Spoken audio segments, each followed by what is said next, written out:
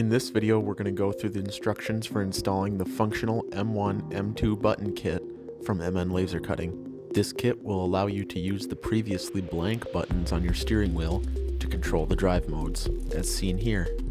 No cutting or soldering of any kind is needed, and the car can be returned to stock at any time. Here we will take a closer look at the items that come in the kit. There are two wiring harnesses. One is longer and will get installed in the center console, and the smaller one with the PCB will be installed in the steering wheel. You can also elect to receive colored M1 and M2 buttons in red or blue.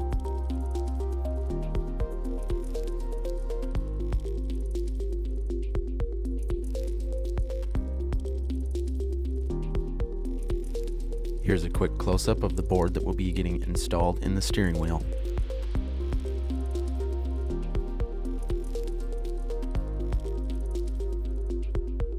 The longer wiring harness also comes with an extra male 2-pin connector.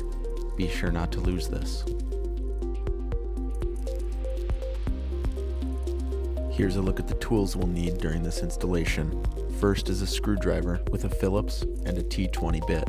Next, we'll need a screwdriver for releasing the airbag. It helps to have one with a blunt tip. Third is a pick tool. It will also be helpful to have some trim removal tools.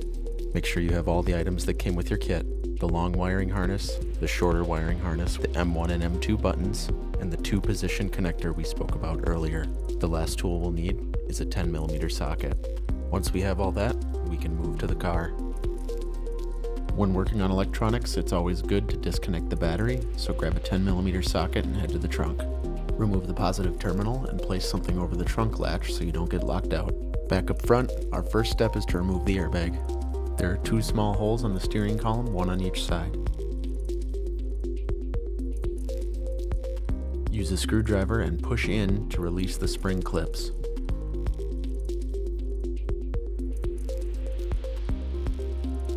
Hold on to the airbag and reach in and release this clip here by pushing down on the top tab while pulling out. Next, we need to remove this center trim piece. It's held on by 3 T20 screws, one here, and a third at the bottom, which unscrews from the back.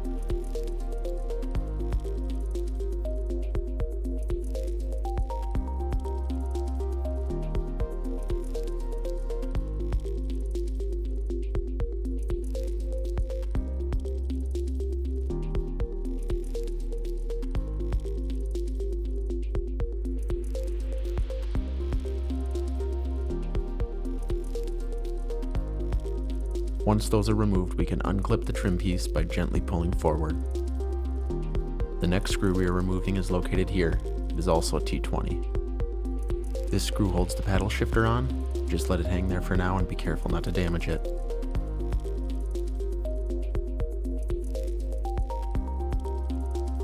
Next, we have to go around the back of the wheel and remove this T20 screw right here.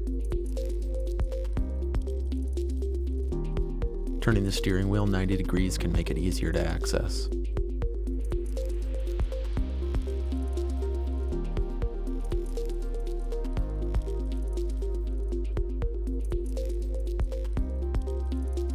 Once that's out, we can remove the button pod.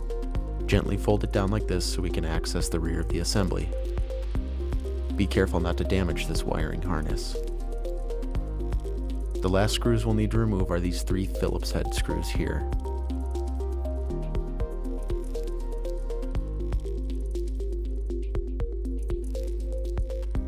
Once those are out, we can open the button assembly. The rear cover has a slot which the wiring harness can slip through when it's removed. Once the back cover is off, we can unhook this connector here. This is the PCB that we're going to be replacing. There are a lot of small parts in here, so don't lose anything.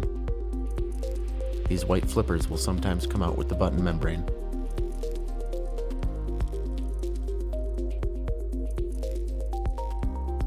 If you ever need to return to stock, you can just reinstall this board. For now, we'll place it aside.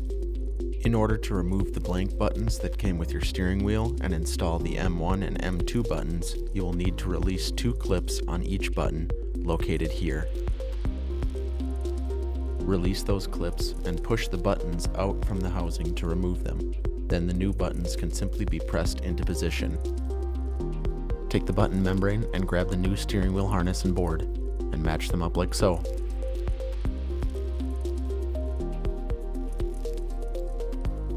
Place the new board back into the housing, making sure that the red wire is exiting near the connector.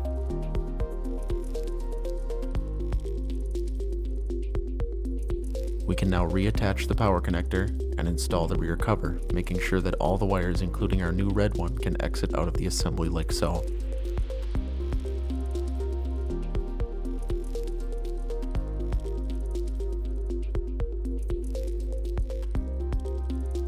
Fasten the rear cover in place with the 3 Phillips head screws. And place the button assembly back into its position. Next, we can head over to the right side of the wheel, where we need to remove this connector right here. Use a trim tool to help unclip it.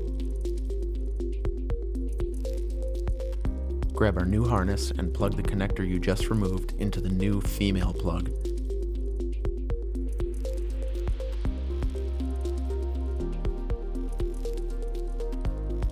Then insert the new male end into the factory location as shown.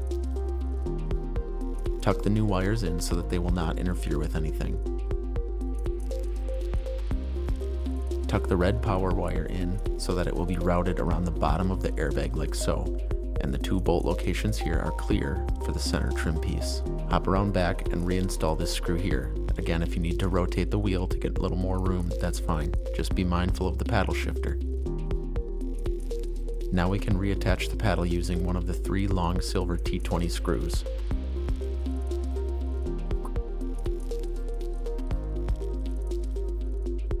Grab your center trim piece and snap it back in place.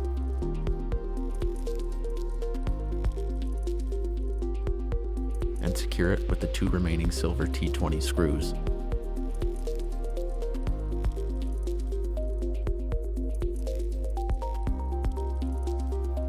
Install the last screw from the rear to secure the bottom of the trim piece. Now we can reinstall the airbag. Attach the electrical plug and align the airbag. Then press firmly on each of the horn logos to clip it back into place. We're now done on the steering wheel.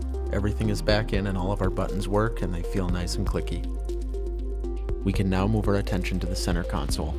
To remove the trim, use a trim removal tool and shimmy it in, then slide it back and pry up to release the clips underneath. Once you have a portion of it released, you can grab it and pull upward to release the rest of the clips. Flip it over carefully and remove the iDrive plug.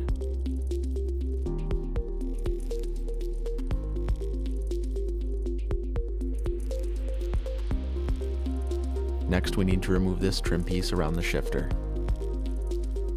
Using a trim removal tool, work it in one of the gaps and pry up to remove it.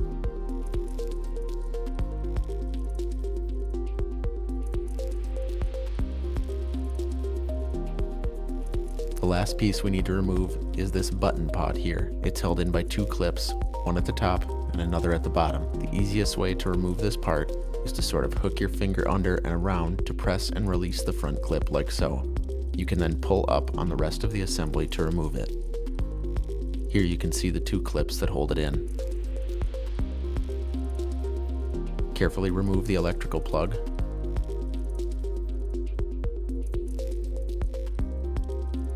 Now we can grab the remaining harness. We need to take this end and we will be routing it under the center brace, around the shifter, and over near the larger blue electrical plug.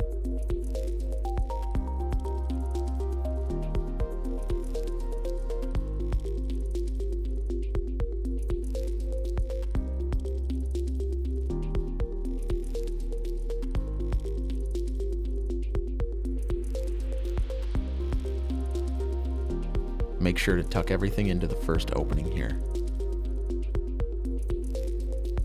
we can take the female plug here and attach it to the iDrive plug we removed earlier.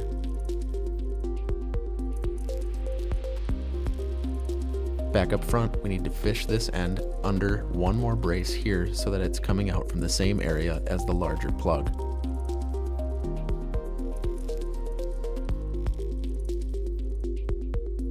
For the next step, we need to remove two of the wires from this blue plug. The wires here and here that control the drive modes.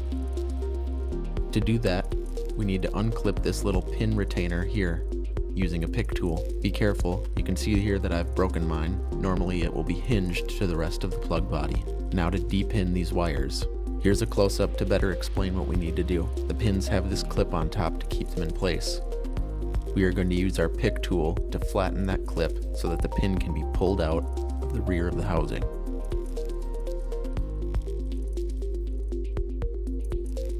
Pressing down on the center of the pin and sort of scraping backwards can help free the pins.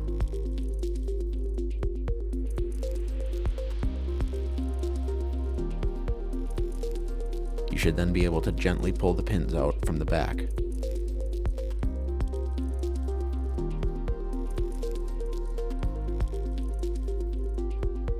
Now grab the small 2-position male plug that came with your kit. We are going to install the pins we just removed into this new plug. The green and brown wire will go on the left, and the green and blue wire will go on the right when viewed from the back of the plug.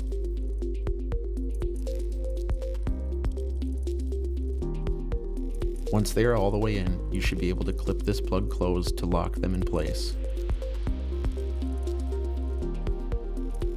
Grab the two free wires and insert them into the larger blue plug, the positive wire in the outermost position and the negative in the second one.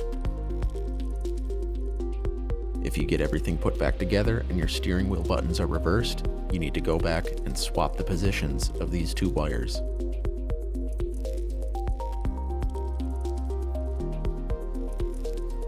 Reinstall the locking clip.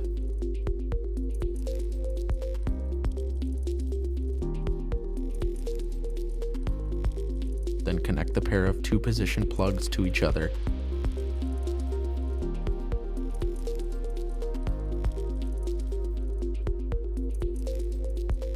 And tuck everything back into the center console.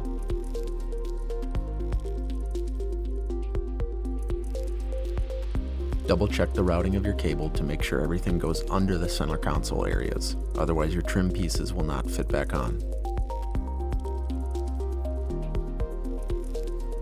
Reattach the button pod and clip it into place.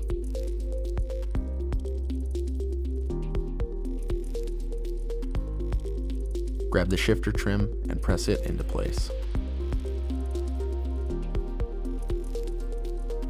Lastly, we need to plug in our new iDrive connector.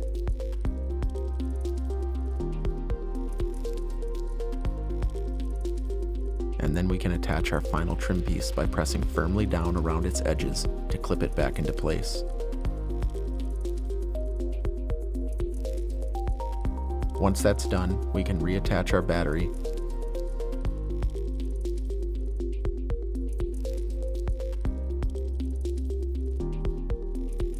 and install the cover.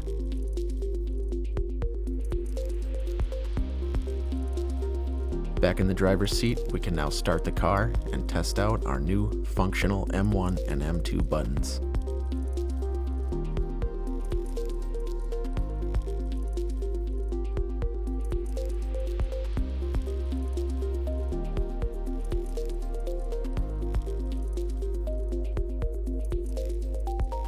And that's it.